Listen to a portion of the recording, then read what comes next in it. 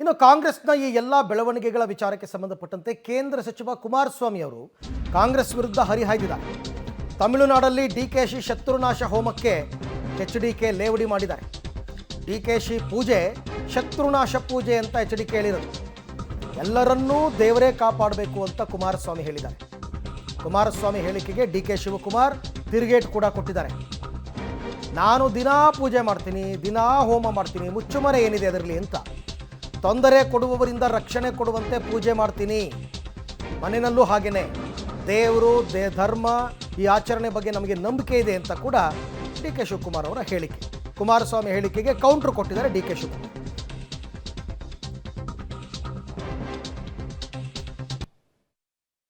ಹೇಳಿ ಅಲ್ಲೆಲ್ಲೋ ಶತ್ರುನಾಶಕ್ಕೆ ಹೋಗೋದು, ಅದು ದೇವ್ರು ಕೇಳೋದು, ಅಧಿಕಾರ ಕೊಡಪ್ಪ ನನ್ನ ಶತ್ರುಗಳು ನಾಶ ಆಗಲಿ.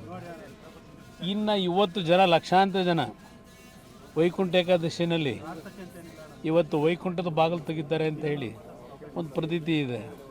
ಆ ದೇವ್ರಿಗೆ ಪ್ರಾರ್ಥನೆ ಮಾಡಿ ಒಳ್ಳೆ ನಮಗೆ ದಿನಗಳು ಕೊಡುವಂತಕ್ಕಂಥದ್ದು ಅಷ್ಟೇ ಅಲ್ಲ, ನಮಗೆ ಮುಂದಿನ ದಿನಗಳಲ್ಲಿ ಒಂದು ಒಳ್ಳೆಯ ಮುಕ್ತಿ ಕೊಡಪ್ಪ ಅಂತ ಕೇಳ್ತಾರೆ. ಅಧಿಕಾರ ಬೇಕು ಅಂತೇಳಿ ಅಲ್ಲೆಲ್ಲೋ ಶತ್ರುನಾಶಕ್ಕೆ ಹೋಗೋದು, ಅದು ದೇವ್ರು ಕೇಳೋದು, ಅಧಿಕಾರ ಕೊಡಪ್ಪ ನನ್ನ ಶತ್ರುಗಳು ನಾಶ ಆಗಲಿ.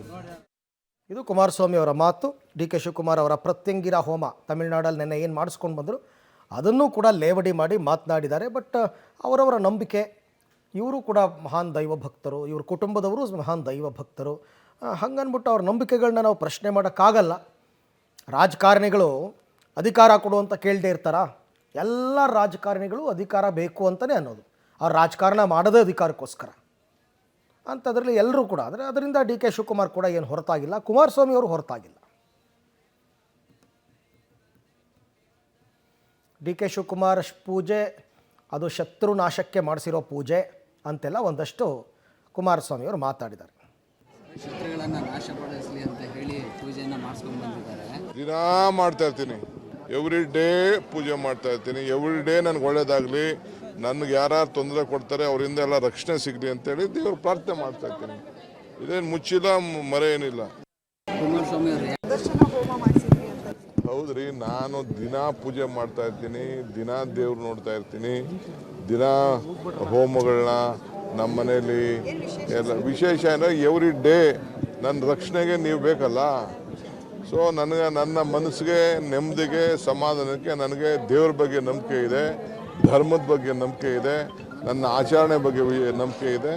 ಸೊ ನಾನು ಮಾಡ್ತಾ ಇರ್ತೀನಿ.